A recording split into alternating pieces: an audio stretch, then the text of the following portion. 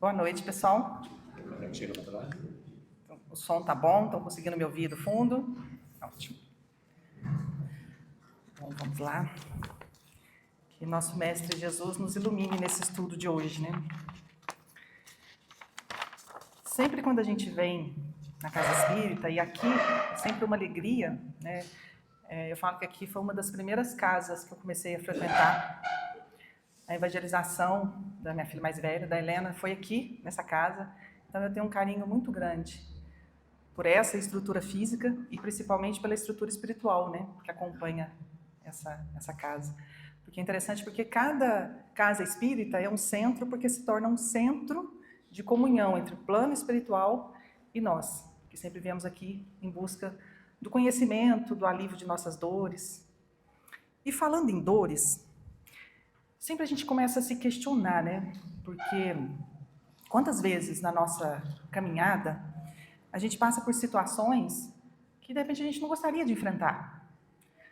Muitas vezes uma doença que nos visita, ou os nossos amores, né? Nossos pais, companheiros, filhos, que se despedem da vida, se despedem de nós momentaneamente. As questões do mundo material que são tão instáveis, deixam às vezes tanta angústia e incerteza. E se a gente for pensar, ninguém de nós quer enfrentar situações difíceis. É como se eles chegassem para bater a porta e a vontade nossa é trancar a porta e nada que fosse trazer alguma angústia ou que nos infelicitasse entrasse dentro da nossa casa, né? Dessa ilusão que nós temos de casa, que é uma zona de conforto. Ou então a gente quer que algo que aconteceu passe rapidinho, como uma vara de condão. Eu vou dormir hoje com problema, amanhã eu quero estar totalmente sem esse problema. Na verdade, a gente quer muito um mundo meio cor-de-rosa, um mundo muito florido, mas as coisas não são assim. E infelizmente, ou felizmente, né? Aí vamos pegar pela que a doutrina espírita nos ensina, a gente percebe que essa ilusão dessa zona de conforto que eu faço e que eu quero trancar a porta, ela não existe. E que essa porta, na verdade, em nenhum momento ela está trancada. E a vida vai chegar com seus desafios, muitas vezes fazendo com que a gente até se tombe ao chão. Mas não é para a gente ficar no chão. Então, para falar um pouco desse assunto, e aí a gente tem sempre que pegar um farol para nos iluminar, e não tem como, né, a gente pensar em farol e não pensar em Jesus, pensar no seu evangelho. Então eu quero trazer uma pequena passagem para que a gente possa conversar um pouco sobre isso. A passagem que eu vou trazer vai estar lá em Marcos, no finalzinho lá, capítulo 15, versículos 21 e 24. Jesus já passou pelo Monte das Oliveiras, já passou pelo toda a questão do julgamento, já andou de um lado para o outro, já foi chicoteado, já enfrentou inúmeras situações. Toda? O que você quer? Colocar mais perto? Não, eu fujo do microfone, mas ele já viu, né? Melhorou? Tá bom, tá vendo? Não, o chefe mandou, tem que fazer, né? Bom, então eu vou pegar esses pequenos versículos lá do Evangelho de Marcos, para que a gente possa trazer esse estudo sobre essa situação da dor que nos aflige. Então, lá no Evangelho de Marcos, certo homem de Cirene, chamado Simão, pai de Alexandre de Rufo, passava por ali, chegando do campo. Eles o forçaram a carregar a cruz. Levaram Jesus a um lugar chamado Gólgota, que quer dizer lugar da caveira. Então lhe deram vinho misturado com mirra, mas ele não bebeu, e o crucificaram. Está lá no Evangelho de Marcos. O que é interessante nesse ponto, que a gente já conhece, né, toda essa via crucis, todo esse flagelo que Jesus enfrenta. Quando ele chega lá no Gólgota, essa é interessante, né, porque eles falam que ofereceram para ele vinho e mirra. E isso realmente ali, as mulheres que acompanhavam, porque a crucificação normalmente era uma condenação de algum criminoso que ia enfrentar toda aquela situação, aquele flagelo. Então essas mulheres que já ficavam ali, elas preparavam uma mistura de vinho com mirra, que era como que entorpecesse a pessoa, né? Para que diminuísse a dor do que ele iria enfrentar. Mas é interessante que Jesus não aceita, né? Ele fica consciente, desde o início até o último momento. Mas a nossa conversa aqui é sobre principalmente esse homem, Simão, ou Simeão. Porque conta nos Marcos, através das memórias de Pedro, né? O Evangelho de Marcos são as memórias de Pedro, que esse homem, chegando do campo, ele passando por ali, ele foi forçado a carregar a cruz. Simeão está vindo de Cirene, que é uma das 5 cidades que é de uma colonização grega, que depois se torna uma província romana. Cirene é uma cidade com muito comércio, e com isso tem uma grande comunidade de judeus. Então esse homem que está ali, passando por aquelas vielas e que encontra essa situação de Jesus carregando a trave, né, que ele não carrega a cruz toda, ele carrega uma trave, ele é um judeu de origem grega, e ele está indo para Jerusalém para a festividade da Páscoa. Em nenhum momento ele gostaria de enfrentar aquilo ali. Ele está indo para Jerusalém para uma festividade da cultura deles, que é a Páscoa. E está aquela confusão na rua. Um monte de pessoas juntos, soldados, e ele para ver. E o soldado romano, eles tinham um direito, os romanos, chamado direito de angaria. Daí que vem aquela palavra, né, quando a gente precisa de alguém, ou vamos angariar pessoas, vamos angariar fundos, ou seja, vamos trazer junto, né, isso aí era um direito romano, que é chamado direito de angaria, que era de pegar qualquer pessoa, qualquer cidadão, e forçar ele a fazer algo que eles, como Estado, como poder romano, assim desejassem.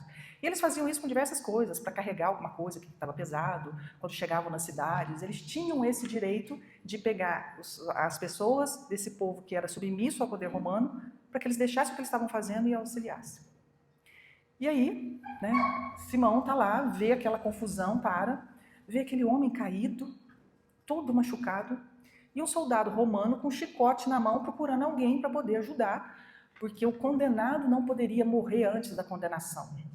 Ele era ali esfolado, chicoteado, para que ele desse conta de cumprir esse trajeto de mais ou menos 1 quilômetro, e ele estava ali mais ou menos uns 700 metros ainda da onde ele teria que chegar. Então o que ele faz? Ele começa a andar, o soldado romano, procurando alguém forte para que pudesse carregar aquela trave que era amarrada nos ombros com os pulsos, então ele carregava assim. E conta essa história de mais de 30 quilos. Uns falam 50 quilos, outros falam 30. Uma madeira muito pesada para quem ficou a noite toda em processo, sendo chicoteado e tudo mais. E aí Simão vê o soldado apontando o chicote para ele, dizendo, vá ajudá-lo. Ou seja, ele é coagido, ele é requisitado, ele é obrigado a ajudar. E assim o faz. Tanto que a gente conhece, né, a expressão sirineu pela bondade de auxiliar o outro. Eu quero trazer esse mesmo relato, porque a nossa conversa hoje vai se basear nisso, sobre essa experiência de Simão, só que um olhar lá de Amélia Rodrigues, que eu gosto muito, num livro chamado Quando Voltar na Primavera. Amélia Rodrigues traz da seguinte forma: Simão, ao chegar e encontrar aquela confusão de pessoas, vê ali aquele homem caído. Aquele homem de olhar triste fascina. Apesar da cruz, aqui ela fala com quase 70 quilos, dilacerar os ombros e as mãos do condenado, que cambaleia, comove Simão profundamente.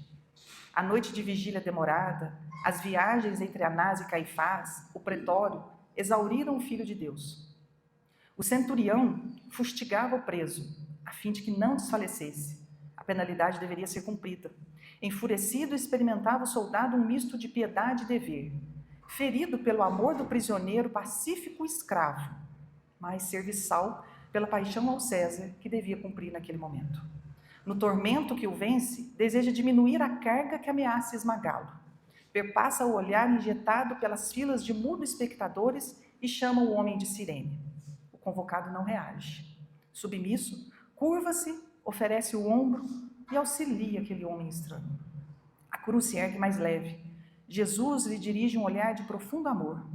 Lampeja um lucidar de ternura e de gratidão que penetra o benfeitor inesperado e fala o tremer de emoção desconhecida.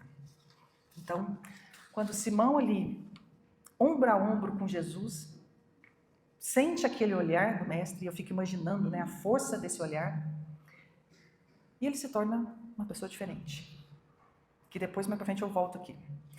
Mas vamos pensar numa situação. Jesus, aquele que a gente conhece pelos evangelhos, que auxiliava todo mundo, que ajudava a todos sem distinção. Nós só vemos 2 momentos no evangelho em que Jesus é ajudado, em que ele é agraciado.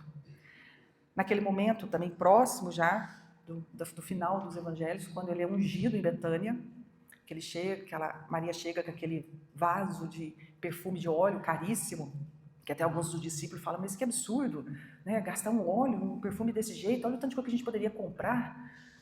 E ela joga aquele óleo sobre Jesus. E a ungir, unção, é colocar aquela pessoa, os reis eram ungidos, né? Então era colocar aquela pessoa numa situação de destaque, de adoração. Naquele momento, Jesus é agraciado, é acarinhado, é acolhido. E depois, nesse momento da cruz. Em nenhuma outra parte do Evangelho que a gente estuda, a gente conhece alguma outra situação onde Jesus é amparado. Ele ampara todo mundo, mas ele só é amparado nesses dois pontos. E aí, às vezes, eu fico me perguntando, quando eu leio essa passagem, será que Simeão ali, olhando, né, aquela situação toda, né, os soldados, alguns a pé, outros a cavalo, e aquela balbúrdia, as pessoas gritando, muitos dizendo palavras ofensivas a Jesus e até mesmo a Maria que acompanhava o trajeto, será que se o soldado não tivesse coagido, será que ele iria? Será que ele, de boa vontade, iria chegar ao lado de Jesus e segurar aquela cruz pesada? Será que ele faria isso? Porque o Evangelho é muito claro. Ele foi requisitado. Ele foi obrigado a carregar aquela cruz junto. E aí eu volto essa pergunta para nós. Porque às vezes a gente reclama das situações que a gente vivencia. A gente não tem um soldado romano apontando o chicote para a gente, obrigando a gente a fazer algo. Mas será que se deixar pela nossa própria vontade, a gente faz o movimento da mudança? Ou às vezes a gente precisa da dor, que seria esse soldado romano com o chicote, impulsionando a gente a mudar o trajeto. Lá na questão 509 do Livro dos Espíritos, quando Kardec pergunta, né, já conhecendo a nossa natureza humana, já conhecendo toda essa... Kardec, né, o professor Rivail, ele era um pedagogo, então ele conhecia da questão da educação, do aprendizado. Então ele conhecia das nossas deficiências e ele questiona sobre os espíritos. Poderia o homem, pelos seus esforços, vencer as más inclinações? E aí a resposta é isso, sim, poderia sim. E frequentemente, fazendo esforços insignificantes. O que lhe falta é a vontade. Ah, quão poucos dentre vós fazem esforço. E depois ele continua numa resposta da 911. Muitos dizem, quero, mas a vontade só está nos lábios. E aí fica esse questionamento. Será que a gente conseguiria fazer essas mudanças somente pela nossa vontade? Será que a gente tem vontade suficiente para vencer essas más inclinações? Ou a gente precisa da dor? A dor é o despertar da vida. Tanto que é até interessante se a gente parar para pensar na palavra, né? Quando de manhã a gente precisa acordar, a gente coloca um despertador, né? Então é interessante a gente pensar nisso. A dor é o despertador da vida real. Porque às vezes a gente vive numa ilusão de informações, de querenças, de desejos, de ilusões que na verdade não refletem realmente o que nós somos, que é a nossa verdade espiritual.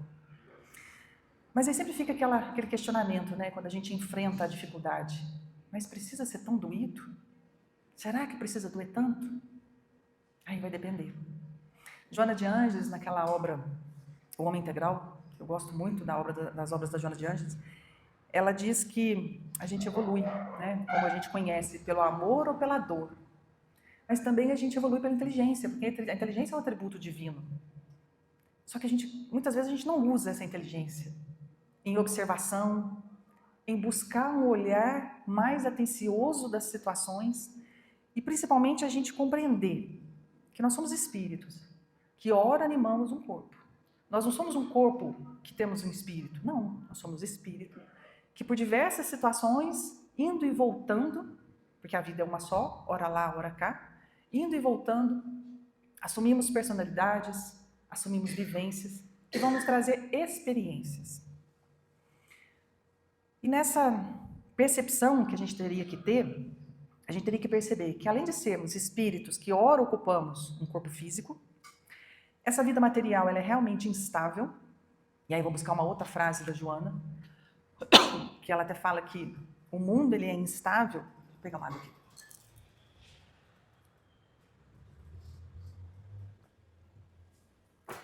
Ela diz que o mundo é instável, e assim vai ser, Porque a gente precisa buscar essa estabilidade dentro de nós, na nossa essência. Então, toda vez que a gente tenta fixar a nossa estabilidade externa, isso não fica muito firme, porque é instável mesmo. Nossa saúde é instável, nossa vida material é instável. Os relacionamentos, dentro de uma percepção agora de presença, é instável. A nossa estabilidade encontra-se dentro de nós, quando a gente fala que nós somos espíritos. E aí, se a gente continuar pensando dessa forma, utilizando da inteligência, dessa percepção do mundo, nós vamos perceber também que a morte é só uma troca de lugar. Ora lá, ora cá. Então, quem a gente ama, a gente não perde. Porque perder significa perdeu, né? Eu nunca mais vou encontrar. Nossa, perdi meu chaveiro. Perdi. Né? Mas a gente não perde ninguém. A pessoa só troca de lugar. Então, eu começo a perceber que, assim, as dores não precisam ser tão doídas. Elas vão me despertar, vai doer, vai me despertar. Mas não precisa doer tanto. E, principalmente, que nós não somos os nossos erros. Diante dessa caminhada evolutiva, a cada reencarnação, ou a cada retorno ao plano espiritual, é uma fase, uma escola, onde cada vez a gente vai aprendendo mais. Aprendendo o quê? A se autoconhecer, percebendo todas as nossas capacidades e as nossas virtudes, principalmente de superação. De tudo aquilo que hoje nos causa medo, nos causa angústia, a proposta é a gente ir se superando, compreendendo que tudo isso é uma escola, um aprendizado. E aí, voltando novamente nessa situação, né, da dor. Porque é fácil a gente falar da dor do outro, mas cada um que sente sabe o tanto que é difícil, o tanto que dói. Quem passa pela experiência de perder um filho sabe o tanto que isso dói. Quem perde uma mãe ou um pai amado sabe o tanto que isso dói. Quem passa por situações de uma perda financeira diante de diversas situações, uma mudança de local, sabe o tanto que isso é difícil. Então é muito difícil a gente falar da dor que o outro está sentindo, que só a gente sabe o quanto que dói e o quanto que isso muitas vezes nos derruba mesmo. Aquela expressão, né, de se sentir sem chão, né, a pessoa vai dar uma notícia e realmente as pernas bambeiam. Quantas vezes, né, a gente enfrentando situações, a última coisa que você quer é que aquele telefone toque, ou que aquela mensagem chegue, com aquela notícia que você não quer. Mas isso acontece. E como que a gente enfrenta? Um dia de cada vez. E por que, né, voltando, né, porque eu sempre fico me questionando, mas a gente conhece a doutrina espírita, a gente sabe que é espírito, a gente sabe que a morte é só algo momentâneo, a gente sabe de todas essas situações, mas ainda continua doendo. E aí, quando Joana de Anjos fala que não precisa doer tanto desde que a gente utilize esses atributos, eu fico pensando, nossa, como que eu sou uma aluna repetente? Porque para mim ainda continua doendo e doendo muito as situações. E aí eu chego à conclusão que mesmo que a gente racionalmente acredite nisso tudo, tem uma frase da Maria Modesto que fala que o caminho mais longo que o Evangelho percorreu não foi o que o Paulo fez, andando quilômetros e quilômetros, porque hoje a gente só conhece Jesus através de Paulo. Esse caminho não foi esses quilômetros que Paulo fez, mas o caminho mais longo do Evangelho é sair do nosso racional para ir para o nosso sentimento. Nós realmente somos espírito-sentimento.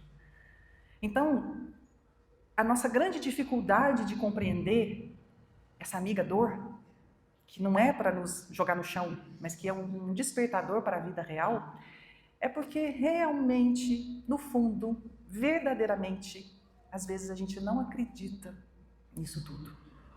A gente ainda tem um apego pelas questões materiais, eu ainda tenho um apego por essa personalidade, eu ainda tenho um apego pelas pessoas que eu amo, pelos meus filhos, pela minha casa, pelo meu marido, pelos meus pais. E a gente esquece que nós estamos vivenciando essas situações.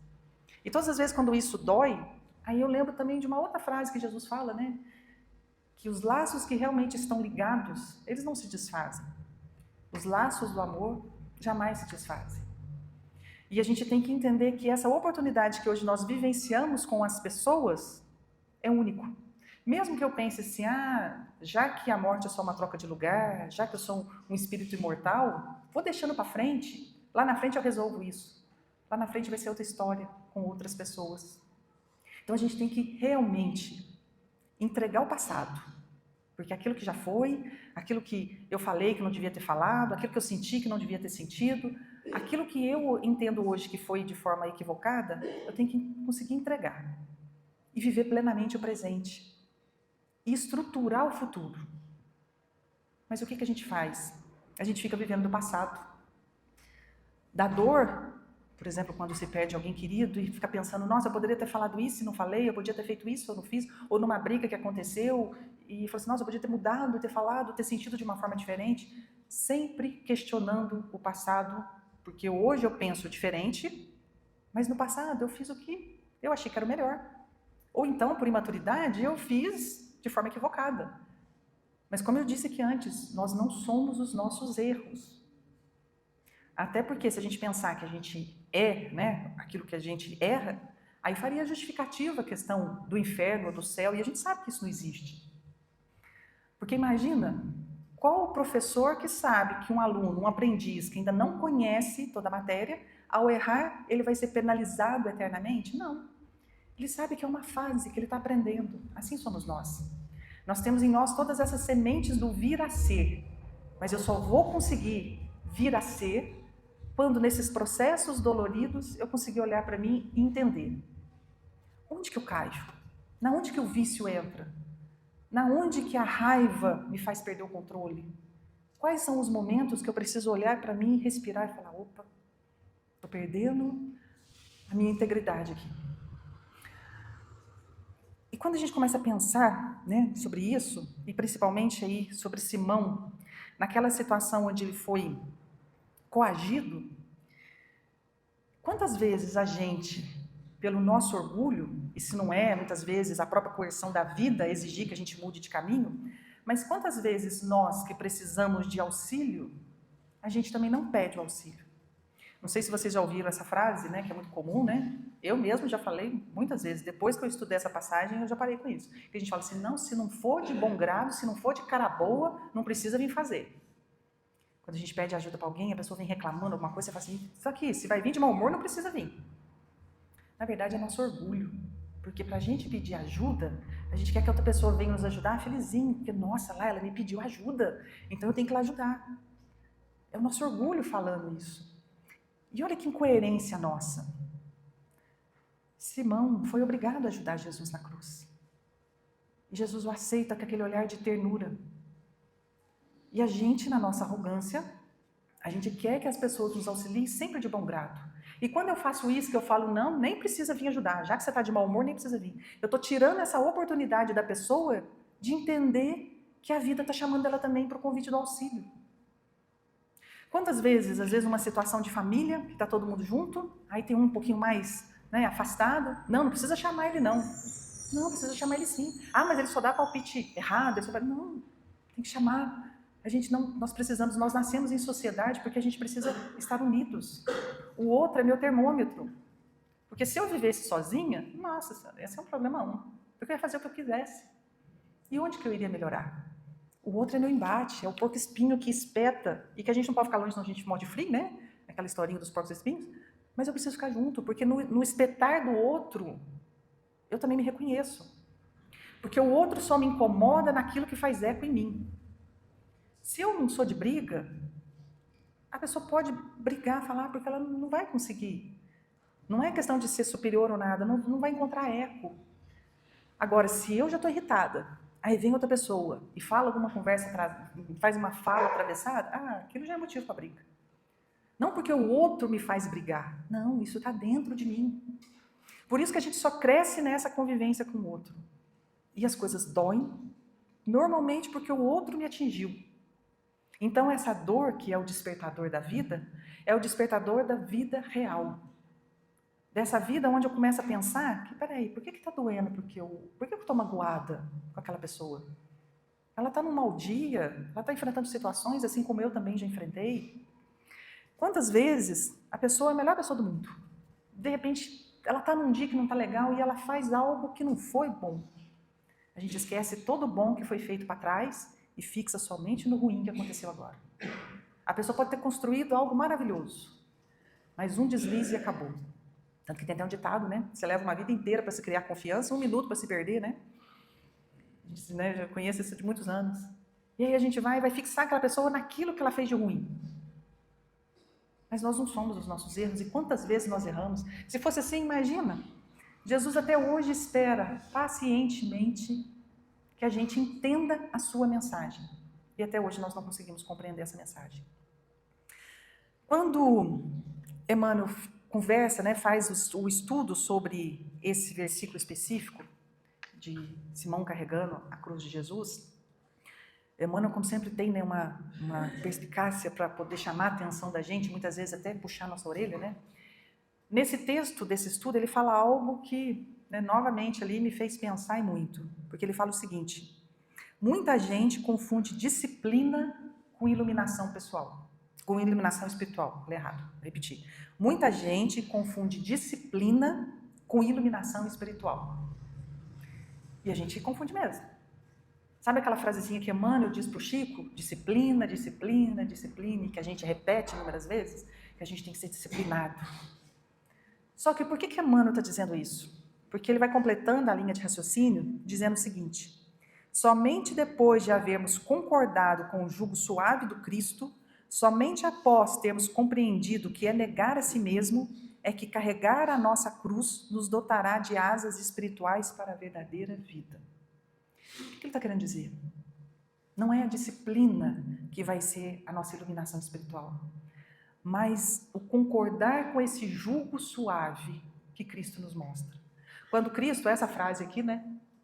Não é essa, não, é aquela outra que ninguém, eu sou o jugo suave, comigo o jugo é suave, leve. Faz parte, né? Continua nesse versículo. Quando Jesus nos diz isso, ele não fala que vai tirar o fardo e nem tirar o jugo. O fardo é aquilo que a gente carrega e o jugo é aquilo que, né, vai direcionando os bois ali no carro. Então, ele não fala que vai tirar isso. Nós vamos ter isso, porque faz parte da nossa caminhada e da nossa evolução. Mas por que com Jesus se torna suave? Porque a gente começa a compreender essa questão dessa vida espiritual, desse plano espiritual. Dessa caminhada onde a dor não é para nos derrubar, mas é para nos despertar.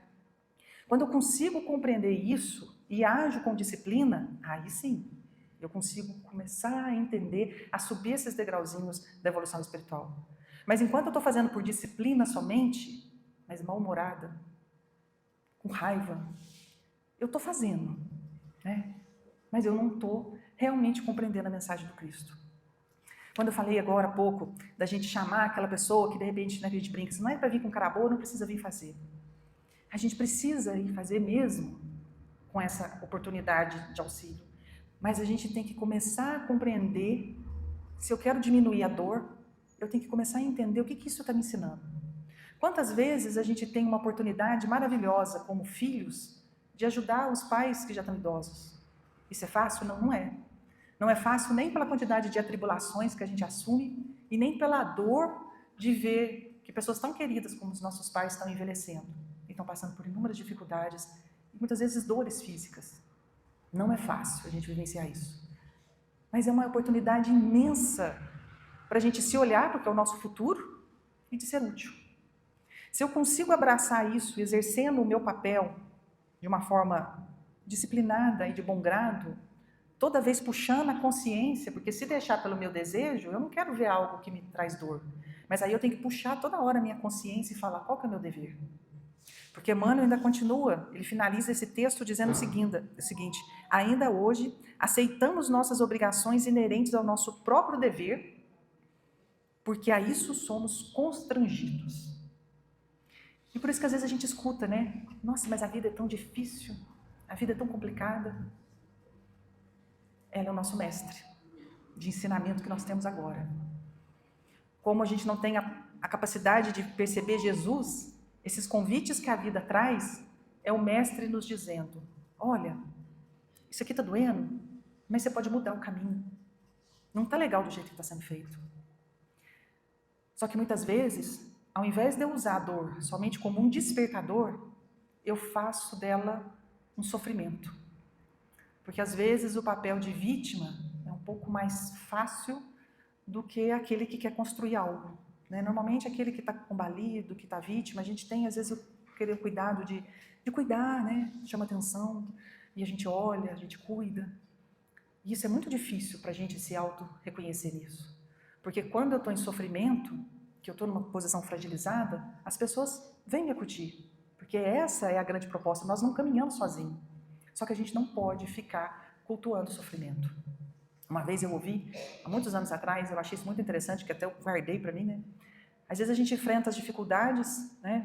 Por exemplo, a gente costuma no verão andar muito de rasteirinha, né? Normalmente as mulheres gostam muito de chinelo, rasteirinha. E aí você está andando distraída, assim, você não vê e topa com a pedra no pé. E machuca o pé. A gente é assim na vida, a gente anda distraído, não prestando atenção, vem a dor e fala, opa, presta atenção no teu caminho. Só que aquilo vai curar, vai cicatrizar. Esse é o equilíbrio da vida, essa é a presença de Deus na nossa vida. Pegar todo o caos e organizar. Isso é a presença divina em nós. Só que o que a gente faz? Eu pego aquela pedra que me machucou e saio andando com ela e mostrando para todo mundo, olha a pedra que me machucou. Olha aqui meu pé, olha a pedra que me machucou. Quando eu não pego, né, vou lembrar as coisas de vó antigamente, as cristaleiras que colocavam os cristais, né, para as visitas verem, né, aqueles cristais bonitos. A gente pega aquilo lá, coloca num lugar de destaque, como se fosse um troféu. Tá vendo isso aqui? Olha o tanto que me machucou. Quantas vezes nós vivemos e revivemos o passado sem prestar atenção que o que importa é agora, esse momento. E vou remoendo isso. Só que isso foi um convite naquele momento para que a gente despertasse, mudasse de lugar. No texto de Amélia Rodrigues, que ele continua contando sobre Simão, ela fala que Simão foi com Jesus até ali no Gólgota, até no lugar onde ele podia carregar. Que depois ele ficou, viu a crucificação, viu todo mundo saindo, que ele foi para a festividade, lá para onde ele precisava ir, porque dentro de Jerusalém tinha uma sinagoga, como existiam muitos judeus de Cirene, existia uma sinagoga específica para eles, mas que aquela imagem de Jesus não lhe saía da cabeça. Ele volta à sua terra natal e começa a buscar mais informações sobre Jesus de Nazaré. Conhece os discípulos, depois ele se muda para Roma, e ali ele se torna um cristão.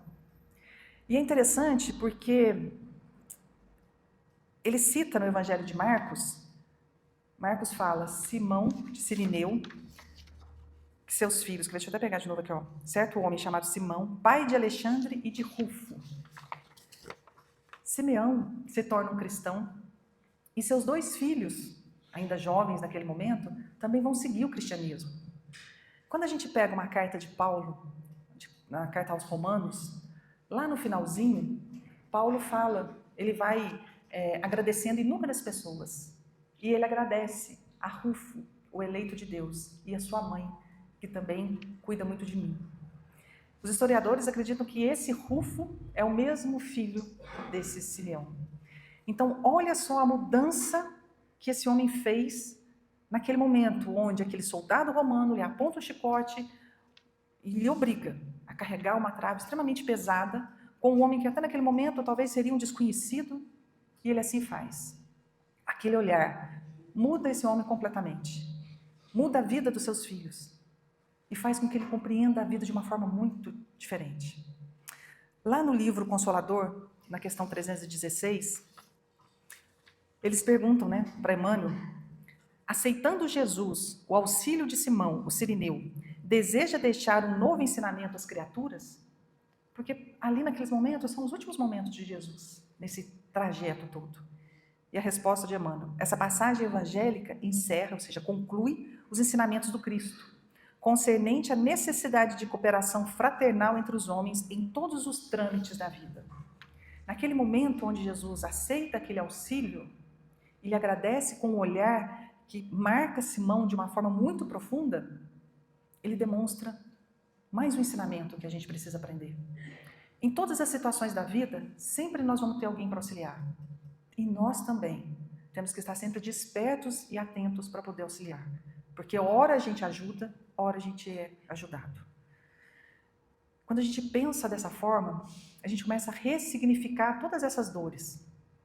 Quantas pessoas que enfrentam dores extremamente difíceis e não conseguem sair daquele movimento, e quando se propõem um trabalho voluntário ou de ajudar outras pessoas que têm a mesma dificuldade, começam a se aliviar.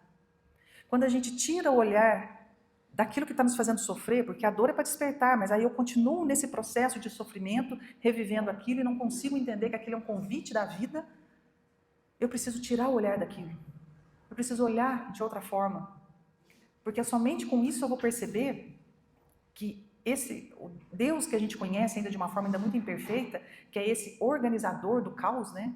Aquele que consegue organizar desde um planeta totalmente de nebulosas e consegue ali formar essa energia que está em todos os locais, e vai fazer a mesma coisa com a nossa vida. A gente só precisa ter essa confiança de entregar o passado, viver presentemente, efetivamente, viver prestando atenção, de coração, de olhos abertos, atento a todos esses convites nesse momento presente, para que a gente consiga estruturar o futuro. Porque nessa situação de renovação, é uma das fases mais doídas da nossa vida. Porque toda reconstrução vem de uma demolição, né? Para a gente reconstruir algo, a gente tem que destruir. Então toda reconstrução de um novo ser depende de uma desconstrução, de uma destruição de algo. E isso dói. Mas é esse o processo. A dor desperta, você faz esse movimento, acolhendo a vida, e nesse movimento de reconstrução, a gente se reestrutura um novo ser. Esse ser que para as próximas encarnações vai vir um pouco melhor. Porque às vezes a gente fica pensando no céu, né? Ah, porque eu quero viver num céu de maravilhas.